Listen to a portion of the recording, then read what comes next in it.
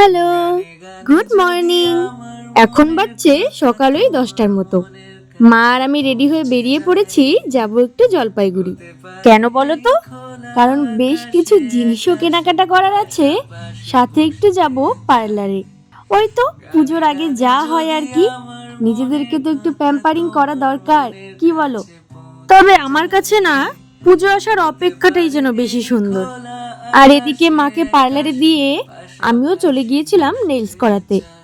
কিন্তু কি বলতো, নেলস করাতে তো ভালো লাগে, কিন্তু ওই যে 2-3 ঘন্টা বসে বসে ওই সময়টা যেন আমার পারই হতে চায় না। যাই হোক, ও আমাকে ভীষণ সুন্দর আর কেয়ারফুলি কাজটা করে দিয়েছে। আমি বলেছিলাম যে আমি সিম্পলের মধ্যেই করাতে চাই, তো সেটা মাথায় রেখেই ও কাজটা করেছে।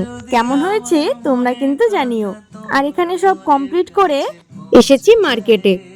এখান থেকে আমার 3টে ব্লাউজ নেওয়ার ছিল, সাথে আরো বেশ কিছু জিনিসও নেওয়ার ছিল। তো সেগুলো করে বাড়ি আসতে আসতে তখন প্রায় সন্ধে 7টা। আর তোমাদেরকে এখন পুজোর জামাগুলো দেখাচ্ছি না, শুধু তাঁতুরটাই দেখালাম। তাহলে চলো আজ আসি, দেখা হবে পুজোতে। ততক্ষণের জন্য টাটা।